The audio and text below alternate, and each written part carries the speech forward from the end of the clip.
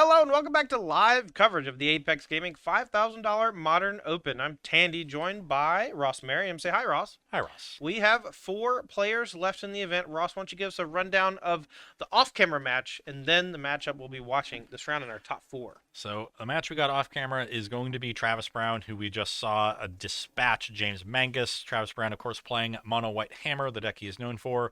He's going to be playing against Michael Blythe on Demir Mill. Now, Mill's not a deck we've seen too much today, but often we see like 1 or 2 copies here at the Apex home store, and it always does pretty well. Yeah, it's always like Josh Waddell plays some Yes, Mill. We got yes. some guys that dabble in it, but Michael Blythe playing it today, and this is an interesting matchup because you think of Mill as sort of a burn deck. It doesn't really interact. It's just kind of racist to get the library empty. But the way this deck is built now in current era Modern, there's 4 copies of Fatal Push, 4 copies of Drown in the Lock, a Baleful Mastery, a Murderous Cut, an Echoing Truth, and 3 Surgical Extraction. If you're able to mill over an early hammer, you can surgical them. Right. So that's a lot of interaction potentially. And then we've got plenty of good things in the sideboard as well. 3 copies of Ensnaring Bridge, 2 Engineered Explosives, a little bit more removal as well, a Crypt Incursion. So I think the mill deck has a pretty good shot, especially because Tasha's Hideous Laughter is another heavy hitting mill card. Between that and Archive Trap and the Crabs, you can board down on some of the other mill cards and become a more interactive deck. Rely pretty heavily on those big hitters and deal with the library in big chunks. All right, well, our feature match this round is going to feature none other than Young Dingo, the streamer who normally is playing Modern every day on stream. In fact, in 2022, he streamed every single day. Impressive stuff. Yeah. But we had him out as our special guest for this weekend. He's on Rakdos Evoke. Currently made it into the top 4, but he's going to be paired up against Gray Tongue playing 4-color Beans, and I'm going to call it Bean Soup from now on. So we've got the 2 boogeymen of the format on one side. We've got 2 more rogue decks at this point. Weird calling Hammer a rogue deck since it's been so popular for so rude. long. But 2 non-boogeyman decks on the other side. So we'll get a boogeyman versus non-boogeyman matchup in the finals. Just unclear what it's going to be. As far as this match goes, I tend to like the Bean decks in the Scam matchup, in the Evoke matchup. It's close, so I've got to give Young Dingo a pretty fair shot here. But on the draw, I kind of lean Beans. Yeah, we'll see if Gray Tongue's 4-color Beans can defeat the streamer Young Dingo on Rakdos Evoke. Let's head on down to the feature match area and watch our top 4 match. These players are battling for some serious cash prizes. 3rd and 4th each get $500 cash. Second place gets $700, and then first place prize is $1,500. These players also able to convert this money into prize tickets and get those foil sheets. So there's a Commander Masters foil sheet over there. That thing's worth a hefty price. So that might be an alternate prize that they can choose thanks to the cool prize wall. Yeah, a lot of cool stuff over there. All right, here we go. We're off to the races. Great Tongue with a Rogron Triumph. We're going to go for a turn 1 Fury, does Young Dingo, and this can certainly go south, but it's a nice little start here for him. Yeah, that's a very aggressive line. A Leyline Binding here or a Fury of their own or a Solitude all will be clean answers to the turn 1 Fury from Young Dingo. All right, so Great Tongue going to fetch. We are likely going to see Zagoth Triumph, and that paired with the Rogron is unlocking Domain, and that will allow for a 1-cost Leyline Binding, and it'll take the Fury off the table. The not dead yet, not quite dead yet. Not dead after all. Not quite dead after all yet. Going to deal 1 damage from the Wicked Roll. Yes. Now it is a trigger, so Dingo could miss it, and we'll see if he's able to remember. But here is the binding. Fury down. And that's big. That's 3 cards down for Young Dingo versus 1 card down for Gray Tongue. So Gray, drawing for turn, no pressure on the other side, but that doesn't mean anything in a world with Orcish Bowmasters that can come down at instant speed on the instep. Here is up your Beanstalk. Going to draw a card, but Bowmaster going to slight punish here, making a 2-2 and dealing damage. So we've rebuilt a little bit of pressure from Young Dingo's side. That's definitely the important aspect of this matchup. Is being able to end games relatively quickly. The end game for these Bean decks so powerful. You got to be able to pressure them. Okay, well, looks like there's no check here necessarily from Great Tongue, but maybe finds one. I see a Leyline Binding hanging out there, so maybe you're going to go fetch Basic Plains and have that answer here for the Orcish Bowmasters while Dingo is tapped out. It's also going to draw another card off the Beanstalk. Seems pretty good.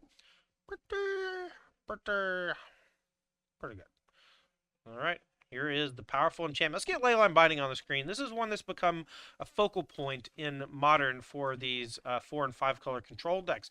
This essentially 1 mana removal spell is a really nice tempo play to catch you back up from your lands entering the battlefield tapped, and it makes things like Rogran Triumph and Zagoth Triumph not nearly as damaging. Yeah, but now you dealt with the Bowmaster. This Orc army is 3/3. You're already down to 11. Yep, down to 11, but has basically a big turn coming up for turn number 4. Beanstalks and free spells can definitely catch them back up. Now, Fable the Mirror Breaker is the 3 mana play from Dingo, and that's going to apply a little more pressure.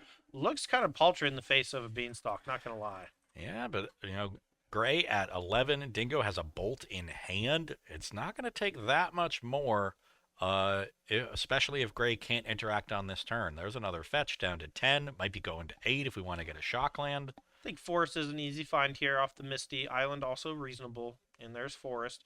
I think another Beanstalk's coming here, and if we are able to find Fury, Solitude, or another Leyline Binding, we could be off to the races. Uh, Fury a little awkward in that there's 5 toughness on Dingo's battlefield, so it does not cleanly answer both creatures. All right, Beanstalk number 2, and we draw Sacred Foundry. Land for turn has already been deployed. Here's another Beanstalk. Do we find a pitch elemental? No, a Steam Vents. I think Grey Tongue is in trouble. We're going to be attacking for 5, plus the Lightning Bolt, and another Orcish Bowmasters in hand. Dingo on the precipice of winning game number 1. Yeah, just going to throw away the Delta that was drawn. There's a Rogavan. That's Is nice that lethal? too. That's lethal this turn. Rogavan dash plus Bolt. Yeah. That's 10. So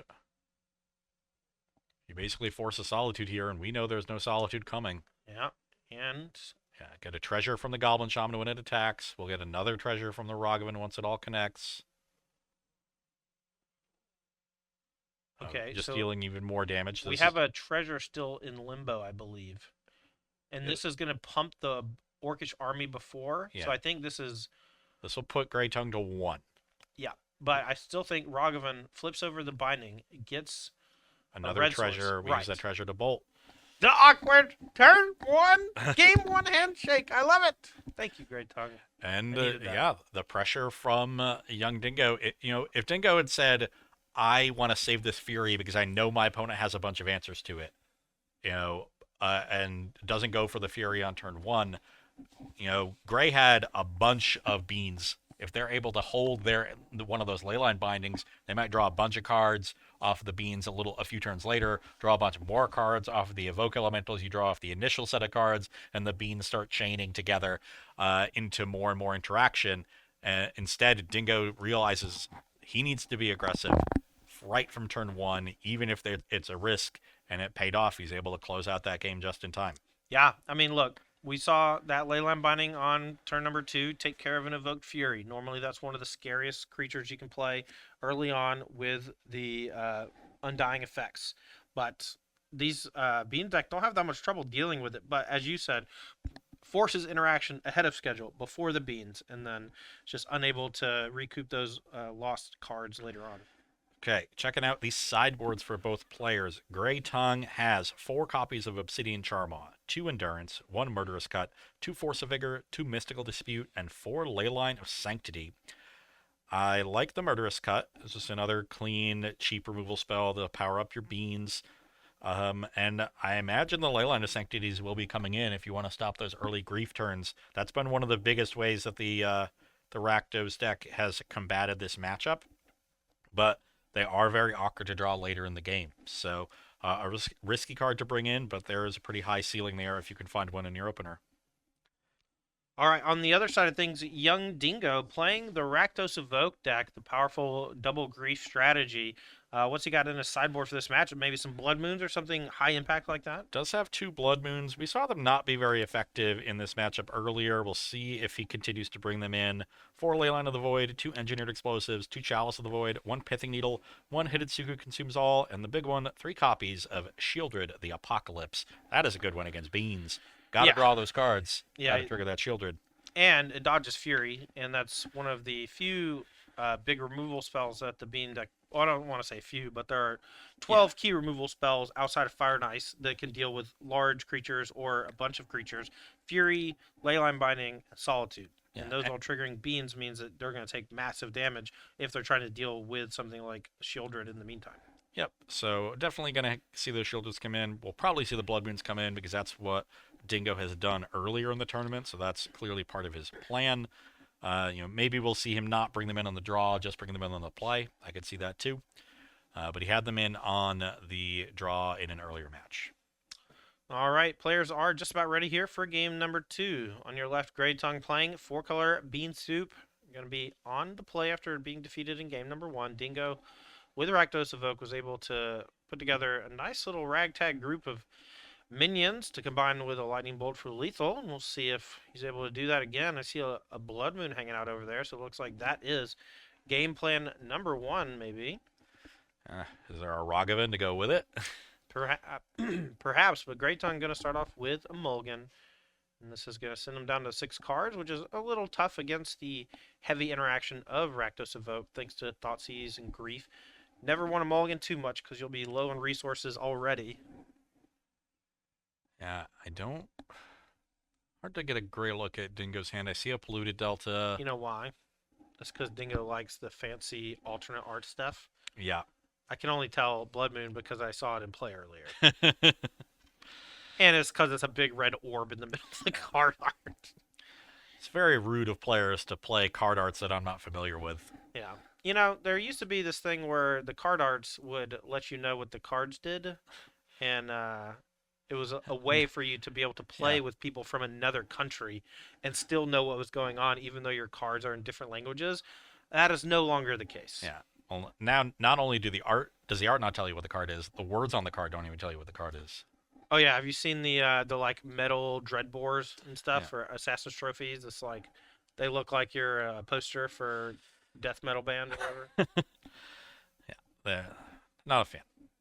What I am a fan of is having turn 0 ley lines, and that's what Grey Tongue has here to lead game 1. So that should buy them plenty of time to get their engine online and set up, set up these beans.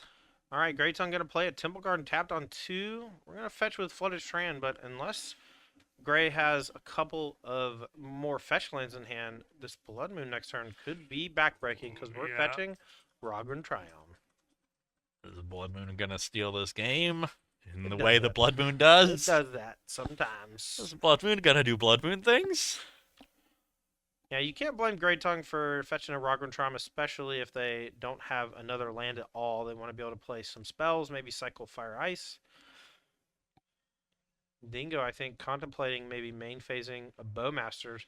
No land for Grey Tongue and back young Dingo's way. Mulligan and no third land. That is tough. Dingo going to get a swamp on the end step. Might have liked to see a wait on that because I think another basic swamp is a fine draw. But if he has another swamp in hand, then you don't really need the third. I think the first line he played was Blackleaf Glyphs, and I think he wants to go fetch Bowmaster in a turn. That would literally again though impossible to tell what dual land that is because it does look like every other Blackleaf. That is a Blackleaf Glyphs, and there's a Bloodstained Mire in hand, so we can get a second basic swamp. This is all lining up quite well. All right, see if Grey Tongue has Fire Ice or something to pick off the Bowmaster while shields are down. Gotta figure if there was a Fire Ice, it would have gotten used on ice to try to hit a third land. Well, maybe. Gonna go back Dingo's way. Here is an attack for 2. See if Grey Tongue has any responses. I do see a Fire and Ice. Oh, there it is. Yeah. This might actually be a mini trap because Dingo really doesn't care about these 2 creatures in play. It's more so afraid of instant speed interaction like Boseiju Who Endures or Leyline Binding. Leyline Binding, but Binding's not that great against Blood Moon because you have to float mana before. Oh, float, and then afterwards, yeah. And then your lands become. So, yeah, Binding wouldn't have been a problem. All right, but here comes Dingo. We're going to fetch Swamp number 2. And Blood Well, Moon is going to ruin Great Tongue's day and probably their tournament. Do you feel good, Mikey? do Do you feel good about playing Blood Moon, Mikey? you feel like you've accomplished something here? Those of you who don't know, young dingo Mikey Bashara. I watch him stream quite a bit, and whenever he just like cheeses people with Blood Moon, I like to give him a hard time because this is one of those cards that feels like it does all the hard work for you. Lets you can lean back in the back seat, take a nap. It's like riding around in a Tesla, just put on Ooh. autopilot. Hold on. Lorian revealed cycle What? here. Oh no, we're getting out of it. Someone in chat said, named Mikey said yes.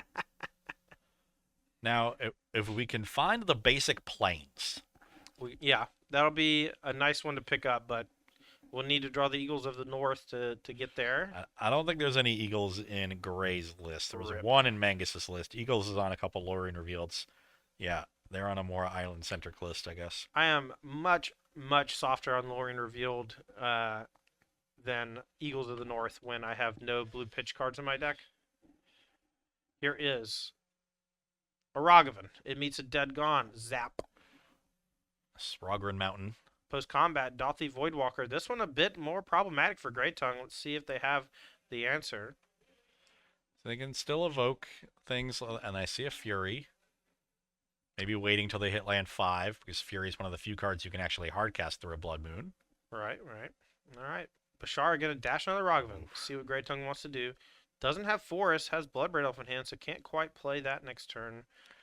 Right, Here's so, 5. So either of the remaining basics would be excellent draws. It would not be excellent reveals off of Ragavan.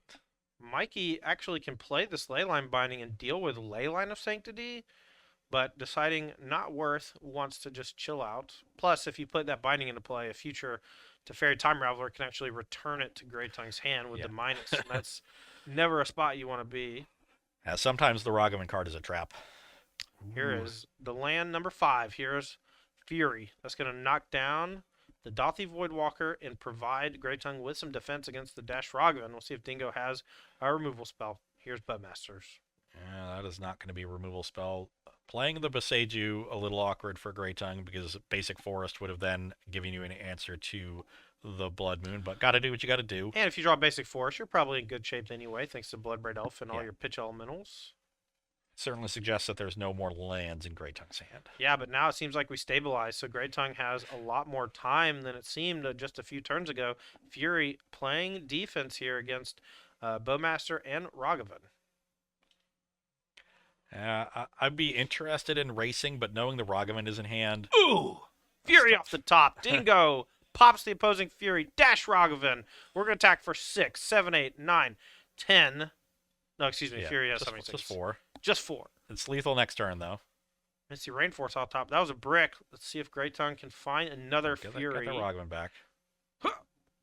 That's a murderous cut. Black Mana not going to do it. Grey Tongue packs it in. Young Dingo makes it to the finals. That punches his ticket to the Apex Invitational next month. And we are very happy for him because he's been trying real hard to get there.